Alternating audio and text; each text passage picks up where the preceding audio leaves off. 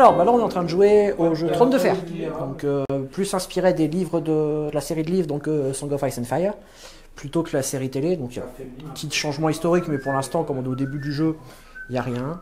Et surtout, bah, c'est un jeu qui a deux dimensions, où il y a une dimension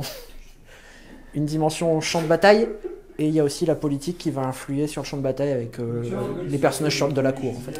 Donc le principe du jeu reprend vraiment bien l'esprit de la série, donc on a les deux dimensions, le côté champ de bataille où les maisons, les différentes maisons, les 7 maisons de Westeros en gros vont se battre sur le champ de bataille, et tout ce qui va être complot politique avec les gens de la cour, donc Jaime, Cersei, Tyrion qui vont faire des complots pour essayer d'influencer le champ de bataille.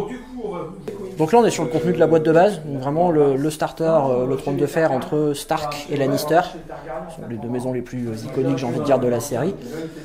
On a des styles de jeu un petit peu différents, donc on a les Lannister qui vont être un peu plus sur de l'infanterie lourde, et les Stark qui sont un peu plus sur le mouvement, la mobilité, mais globalement c'est assez équilibré de ce qu'on a pu en voir en fait pour le moment. Bah, le jeu est assez facile d'accès je pense, parce que le corpus de règles ne dépasse pas les 20 pages je pense, parce qu'il y a beaucoup d'illustrations, beaucoup d'exemples bien visuels.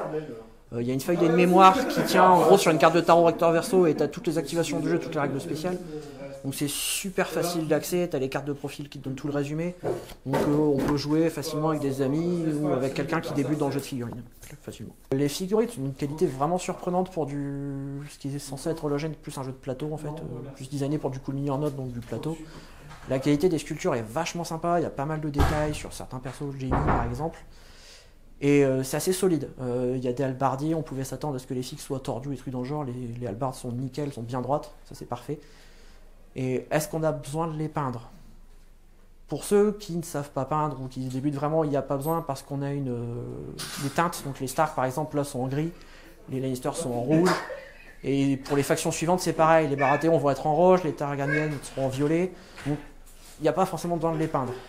Alors bah à la forge on est déjà plusieurs à maîtriser les règles, maintenant on a déjà fait 3-4 parties, donc on est plusieurs à connaître les règles, on a la boîte de base qui est du coup arrivée ici.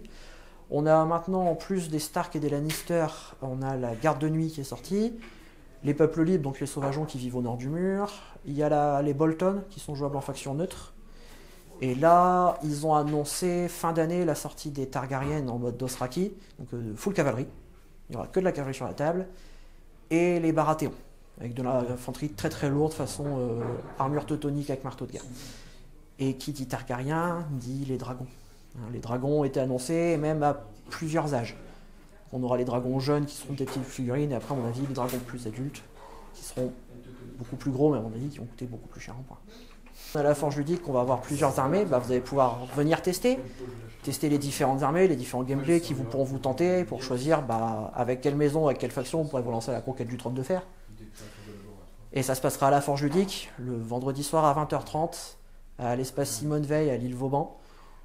Une partie, ça dure 90 minutes je pense, quand on maîtrise pas trop, donc il y a largement le temps d'en faire 2 sur la soirée, facilement pour échanger, faire la revanche avec son adversaire par exemple.